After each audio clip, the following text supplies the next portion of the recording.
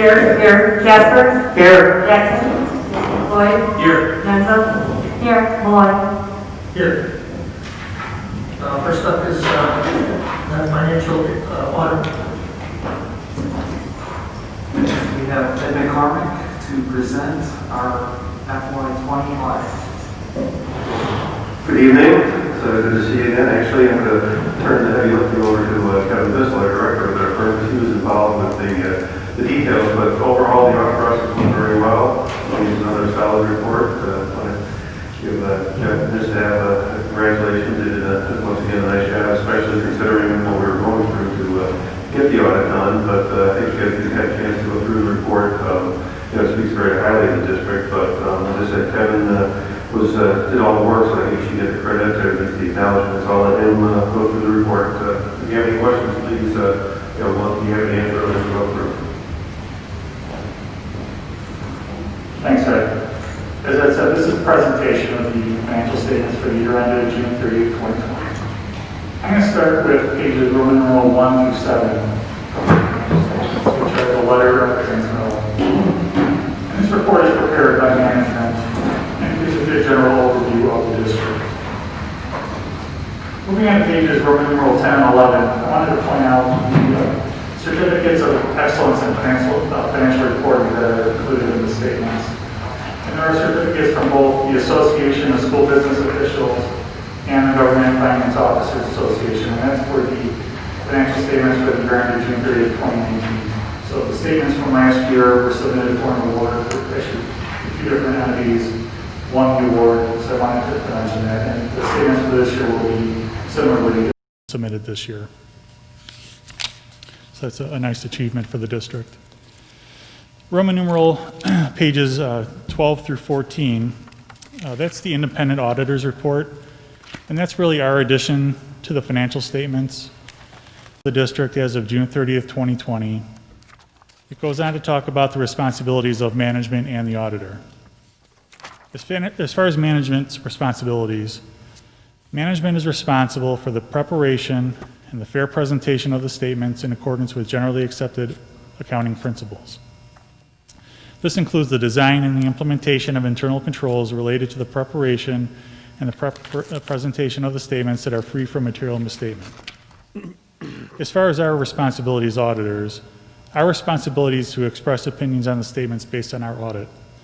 And we conducted our audit in accordance with U.S. generally accepted auditing standards as well as government auditing standards.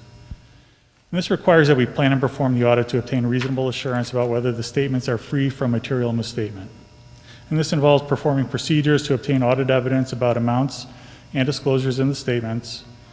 And the procedures selected depend on our judgment and our assessment of risks. During this process, we consider internal controls relevant to statement preparation in our assessments. And that's so that we can design appropriate procedures, but not to express an opinion on the effectiveness of controls. Also during this process, we evaluate the appropriateness of accounting policies, estimates, as well as the overall presentation of the statements. On pages Roman numeral 13 is where our opinion is stated. And it says that, in our opinion, the financial statements of the district are presented fairly in all material respects at June 30th, 2020, in accordance with generally accepted accounting principles. The report goes on to talk about some required supplementary information as well as some other information and some prior year comparison information included in the report. Finally, the report also mentions a required report on internal controls over financial reporting and our tests of compliance. And the report describes the scope of our testing and the results, but does not provide an opinion on the effectiveness of controls. I'm going to go ahead and move on now to the management's discussion and analysis, which begins on page Roman numeral 15. The MD&A, as it's called, is unaudited, but it's a very good summary of the year. It explains some of the important information included in the statements. On page Roman numeral 18, you'll see a chart that gives a summary of assets, liabilities, and deferred amounts of the district for the current and the prior year. As you can see, total assets are relatively consistent with the prior year. Liabilities are down $5.3 million this year. And net position for the year is up $1.7 million from last year. page Roman numeral 19 shows a table with some details about that increase in net position. As you can see, operating grants and contributions are showing an increase this year. And most of that increased revenue is basically from an increase in the state's contribution for its share of pension costs. You'll also see that expenses were up $2.2 million this year, primarily in the instructional area, which accounts for about 70% of the district's expenses. And again, $1.9 million of that increase, again, relates to those state contributions for pensions. So basically, the state is making a contribution for a share of the pension cost of the district. And I wanted to mention that the district does not have control of those amounts year to year. On page Roman numeral 20, there's a discussion of the fund balances of the district. And at June 30th, 2020, the district has $38.5 million in fund balance. This is an increase of about $667,000 from last year.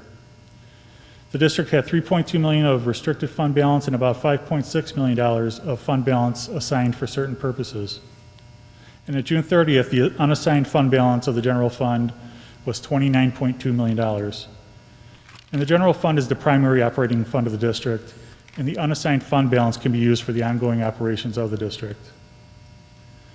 Page Roman numeral 21 discusses some of the difference in the general fund between actual amounts and what was budgeted. And you'll see there that excluding those on-behalf pension contributions from the state, actual revenues were about $285,000 higher than was budgeted.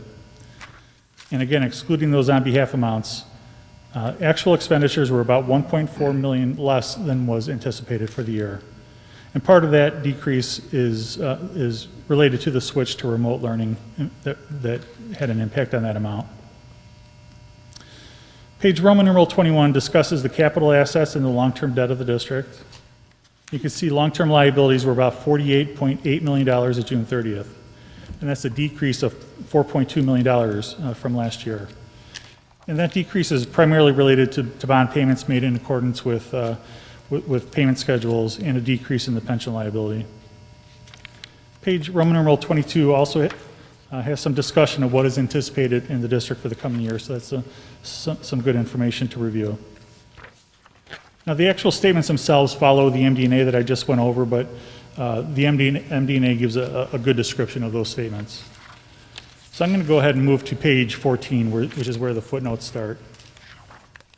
And that gives some required information, some good supplementary information about the statements. And if you flip to page 24, there are some footnotes that I wanted to specifically point out. Page 24, we can see that the district's deposits of $10.6 million were fully insured or collateralized at June 30th, so I wanted to make sure I mentioned that. Page 26 gives some information about the capital assets of the district. The MD&A gave a summary table, but this has some more detailed information about the assets of the district, the increases and decreases for the year. Page 29 shows a table of long-term liabilities. I mentioned the liabilities in total, but this gives some detail about what those liabilities are. We can see that the district has bonds payable and premiums of about $22.7 million, about $3.3 million of pension liabilities, and about $22.8 of other post-employment benefit liabilities. On page 31, there's a table of fund balances at June 30th of 2020.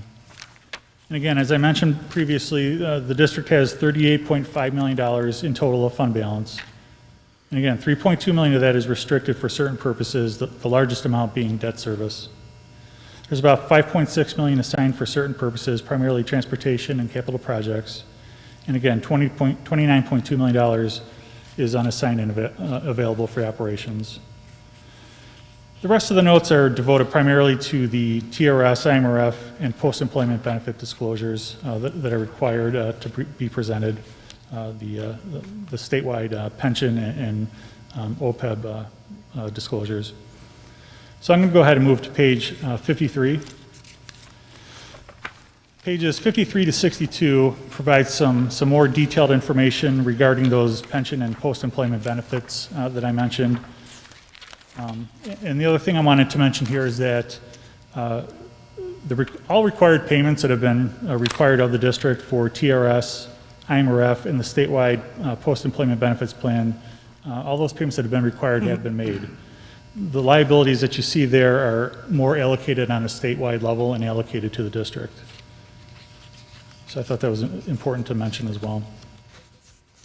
The next section of the statements are more detailed schedules of information that I've already talked about, but it's some good information for you to take a look at. There are some comparisons with the actual current year compared with prior year amounts and with the budget, and that's presented for each fund.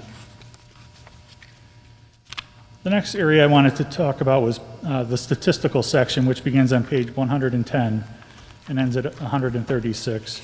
And just in general, this area, this section is required to be presented if you plan to apply for those awards. So this is a required section, and part of the reason that those awards were granted. So this section gives some good 10-year trend information regarding the district. It also gives some other information about the district as far as revenues, demographics, and some other operating information. So it's kind of a good summary and a good snapshot, and again, over the last 10 years of how, the things are trending in the district. So some good reading there as well. And the last section of the report is the single audit, which begins on page 137. And basically what this is a required audit. When you have a certain level of federal funds that you're expending, there's another audit that goes along with that. So this is the result of those procedures. And again, that includes that internal control letter that I mentioned earlier on. So that's where that is contained. So that's basically the financial statements. There's another letter that we issued in addition to the statements, but before I go to that, I wanted to find out if there were any questions about the statements.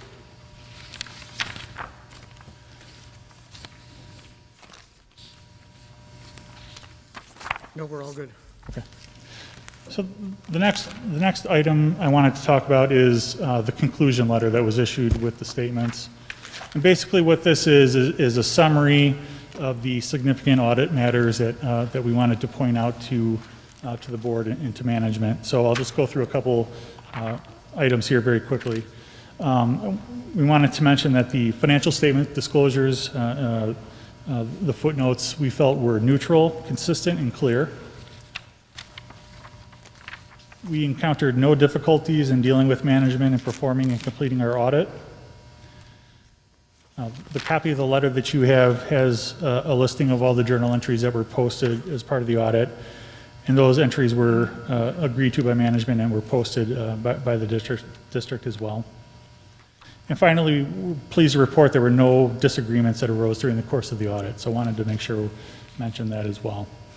As Ed said, the audit went well. We wanted to thank Jeff and his staff for having everything available to us in a timely and organized manner. I wanted to make sure we said thank you for that. So are there any questions about that letter?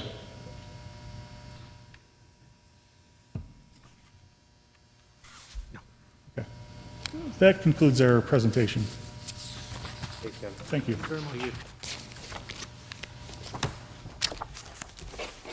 Okay, next up is the superintendent's report. Yes, thank you. First item is, just want to let those that are listening at home know that we're aware that our simulcast this evening, thanks gentlemen, our simulcast this evening is audio only. We're having some technical difficulties. We are recording it, so later presentations of tonight's event will be video and audio. But those of you that are listening along at home and hearing us but not seeing us, that is correct, as we're having some technical difficulties. The first item of the superintendent's report is just a statement about the superintendent's goals report, which was sent to board members last week. Typically, we do a trimester report on the board's goals. And as you know, the landscape of how we do things in schools is quite a bit different due to COVID. So as a result, we've carried on with goal number 2, which is a communication goal. partnership with Families Goal. And those efforts were outlined in the report, as well as a summary of the challenges that we've faced and the strategies we've used to overcome them, both by building and also at the district level by department. So I just wanted to recognize that report and entertain any comments or questions from the board.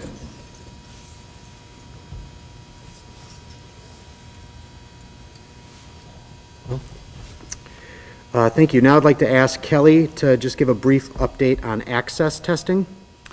Yes, access testing is something, for those of you that are unaware, it's a required assessment that we complete with all of our students that qualify for ESL or bilingual services. It is an assessment that's done annually to determine eligibility or continued eligibility for that type of programming.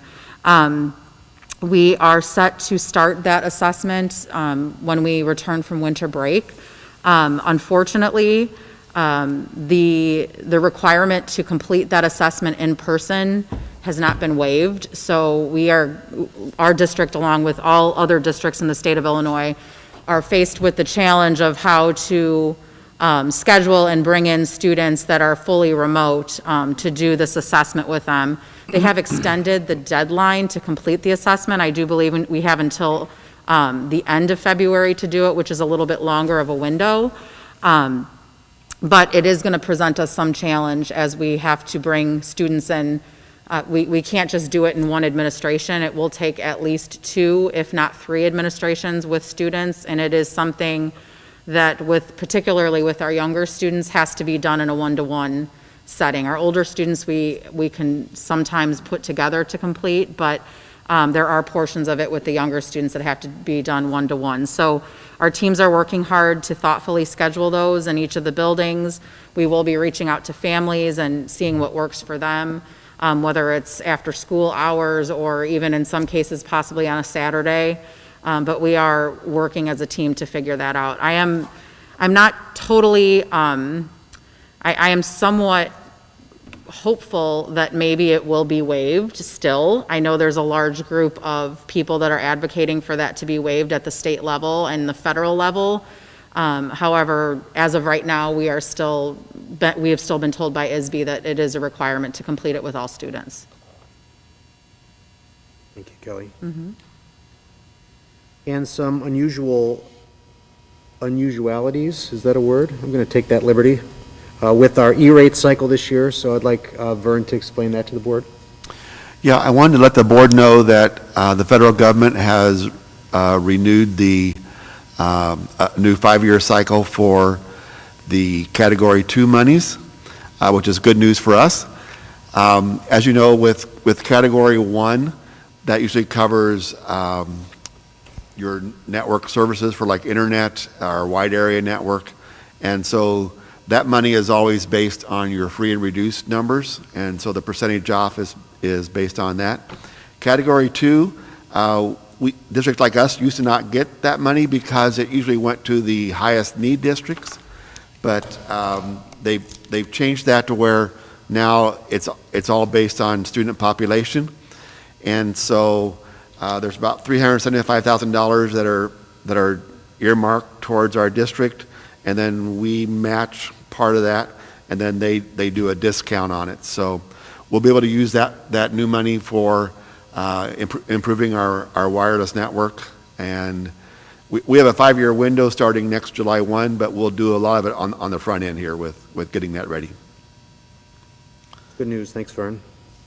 Just a reminder to the community that students will return from winter break on Monday, January 11th. As scheduled, that date hasn't changed. Staff is to return the Friday before, that's Friday, January 8th, for a school improvement day. That day is going to be offered virtually, and staff is going to be encouraged to stay home and engage in those activities from their home. So just some questions in the community about what surrounding districts are doing and what we intend to do. And I just want to make sure everybody understands that we intend to return to our current programming whether it be hybrid or full remote, on Monday, January 11th, as scheduled in our district calendar.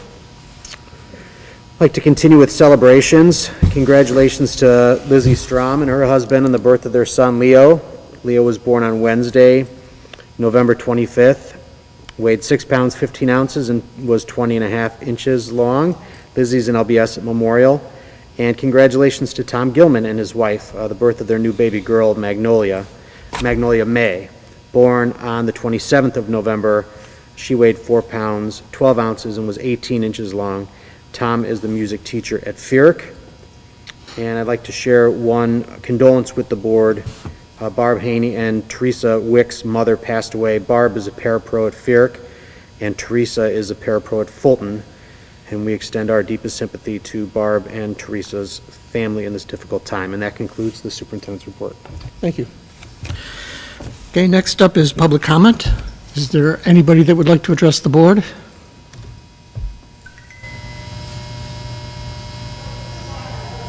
Okay, hearing none. Next up would be union report.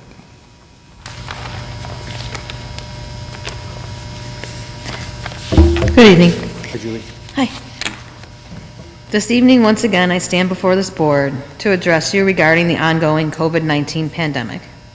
Since the last time this board met, which was just 1 month ago, the average number of COVID cases per day in the United States has risen from nearly 110,000 to over 210,000 daily cases.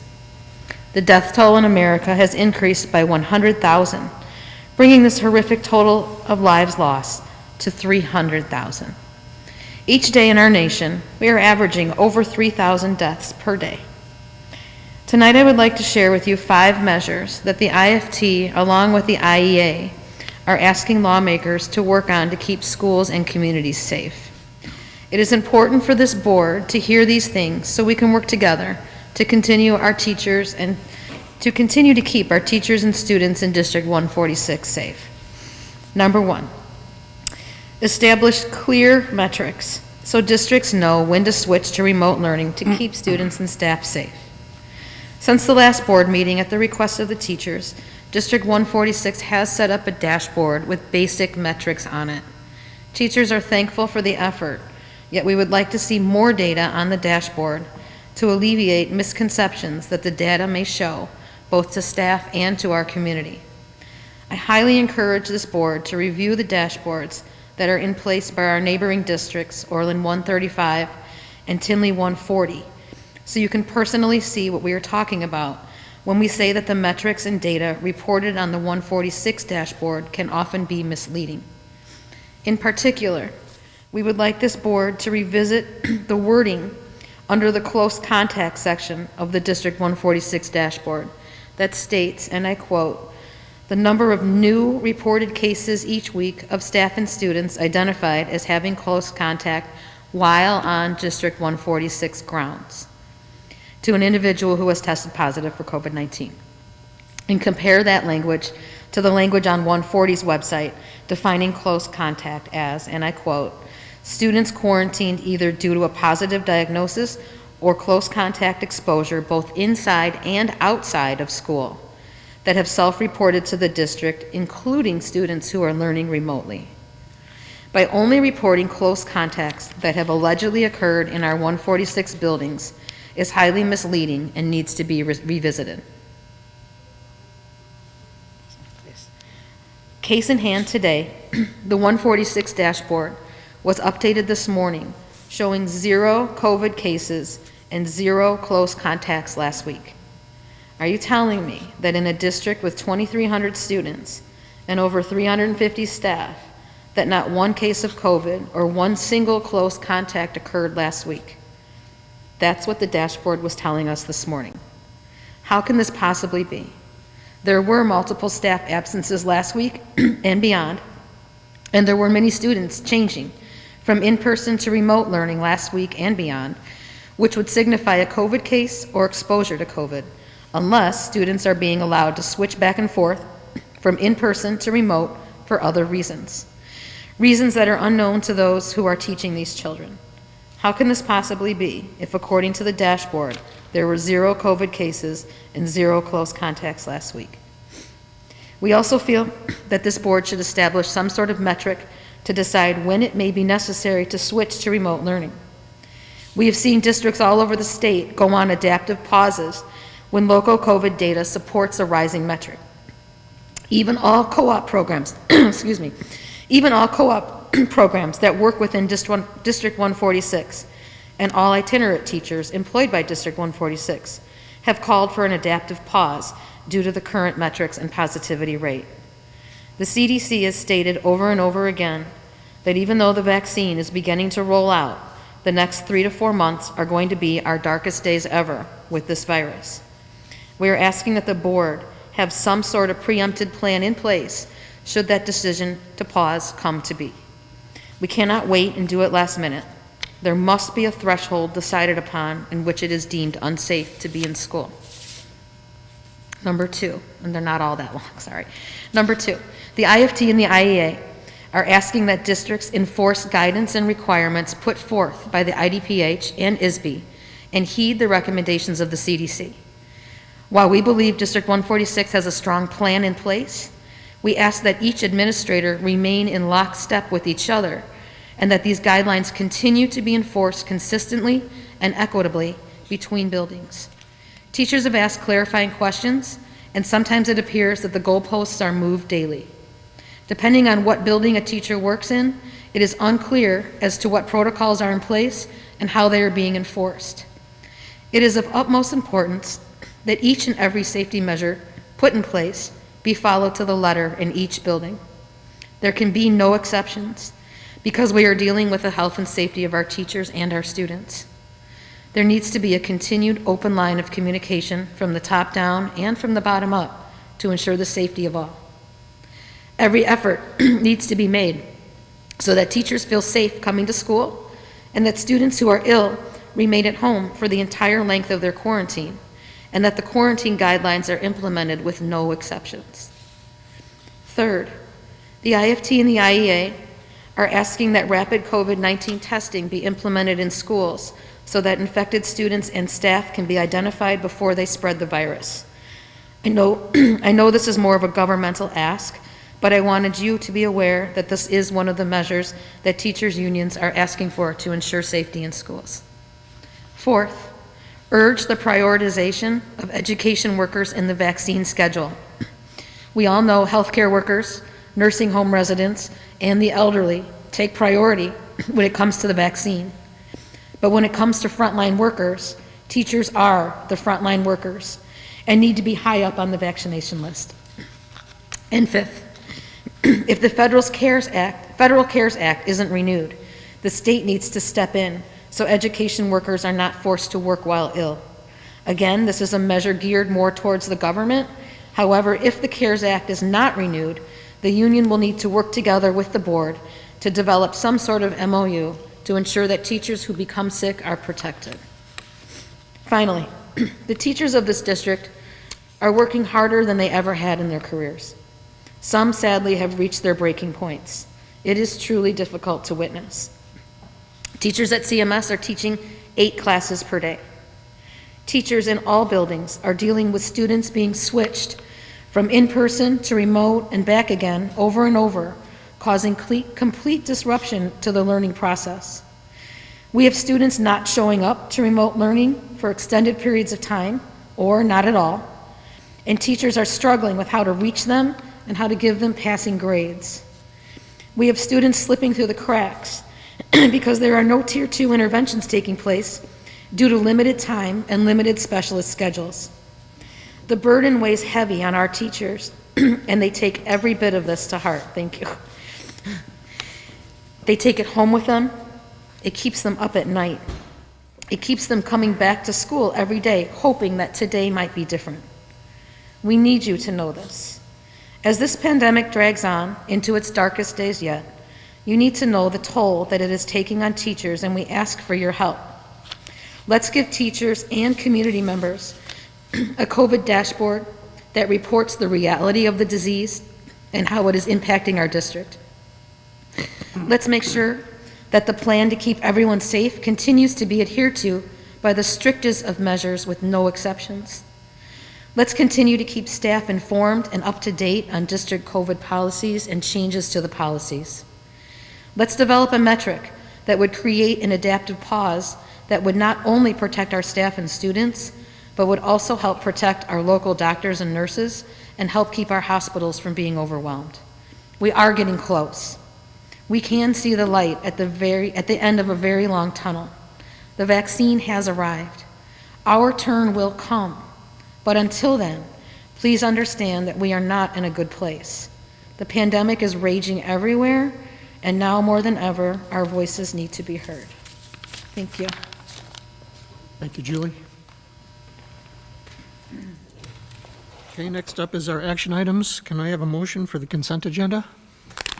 I move that we adopt item 7.1, approval of minutes, 7.2, approval of closed session minutes, 7.3, approval of destruction of closed session tapes, 7.4, approval of financial items, and 7.5, approval of personnel items. Second. Is there any discussion? Okay, Secretary, call the roll. Barry, yes. Casper? Yes. Jackson? Yes. Lloyd? Yes. Nenza? Yes. Malloy? Yes. 7.6, approval of gift to school. Guess we had kind of an unusual one. Lindsay Lucas, kindergarten teacher at Fierk, applied for an Adopt a Classroom with Burlington Coat Factory, and she won. So they're going to donate $1,200 for her to use purchasing sensory tools, social emotional tools, toys, and various learning supplies. And as you know, your board policy 880 requires the board to ratify any gift that's in an amount greater than $500. So I'm excited to ask you to approve this gift for $1,200 from Burlington Coat Factory to Lindsay Lucas at Fierk. Okay, is there a motion? I move that the Board of Education approve and accept the donation to Ferrick School in the amount of $1,200. Second? Is there any discussion? Okay, Secretary, call the roll. Barry, yes. Casper? Yes. Jackson? Yes. Lloyd? Yes. Nenza? Yes. Malloy? Yes. 7.7, approval of resolution authorizing final aggregate tax levy for the year 2020. All right, so we've got the next three resolutions are all tax levy related. The first one is just the regular, normal tax levy. There's no difference from what we talked about last month. The CPI is 2.3%. That's the limit of the money that we're going to get. We're levying a little more just to make sure we capture the full 2.3%. But this first resolution is just the regular tax levy resolution. Okay, is there a motion? I move that the Board of Education approve the resolution authorizing final aggregate tax levy for the year 2020 by the Board of Education of Community Consolidated School District 146, Cook County, State of Illinois, as presented. I'll second. Okay, is there any discussion? Okay, Secretary, call the roll. Barry, yes. Casper? Yes. Jackson? Yes. Lloyd? Yes. Nenza? Yes. Malloy? Yes. 7.8, approval of resolution authorizing reduction of certain fund levies for the 2020 levy year. This is another standard one that we do every year. Because we levy a little bit more than we know we're going to get, we have to tell the county clerk where to remove the excess, and this year, and in most years, it's the ed fund. So that's what this resolution is. Okay, is there a motion? I move that the Board of Education approve the resolution authorizing the reduction of certain fund levies for the 2020 levy year as presented. I'll second. Okay, and is there any discussion? Okay, Secretary, call the roll. Barry, yes. Casper? Yes. Jackson? Yes. Lloyd? Yes. Nenza? Yes. Malloy? Yes. 7.9, approval of resolution authorizing a supplemental tax levy to pay the principal and the interest on outstanding limited bonds for Community Consolidated District 146, Cook County, Illinois. All right, and this one is a little bit different than what we normally do every year. This one is just a one-time thing for this year. We talked about it last month also, or last week even. when we did the 2018 bonds, we were above our debt service limit, and we were using accumulated fund balance to pay the extra. In the past 2 years, the debt service limit has gone up just a little bit, and so we need to capture that because we've used up all the fund balance. This is called a supplemental levy to capture the remaining $58,000. Our bond levy will still be less than it was last year. The payments are starting to ramp down, but in order to capture this, we have to do this supplemental levy one time just this year. Okay, is there a motion? Move that the Board of Education approve the resolution authorizing a supplemental tax levy to pay the principal of and interest on outstanding limited bonds of Community Consolidated School District Number 146, Cook County, Illinois, as presented. I'll second. Okay, is there any discussion? Okay, Secretary, call the roll. Barry, yes. Casper? Yes. Jackson? Yes. Lloyd? Yes. Nenza? Yes. Malloy? Yes. Next up is our information items, 8.1, revised policies, first read.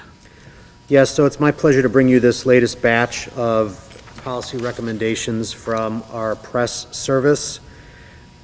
There's not a lot of interesting new language in the packet. Most of the revisions are in the footnotes only. I will say that there are 11 of the policies that are being recommended are related to COVID. As you know, typically policy drives procedures.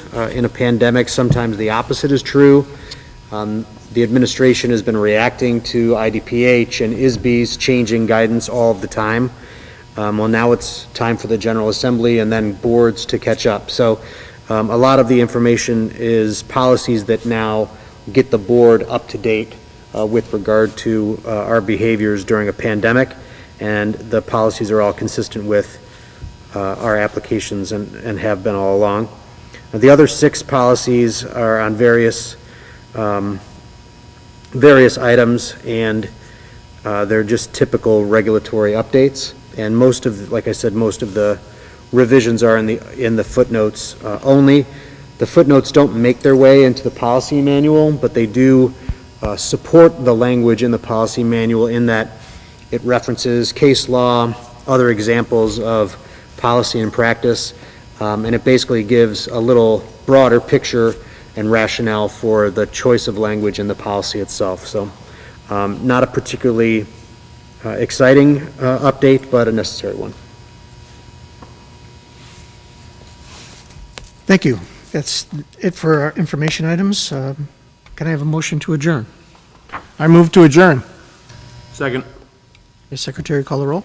Barry, yes. Casper? Yes. Jackson? Yes. Lloyd? Yes. Nenza? Yes. Malloy? Yes, we are adjourned.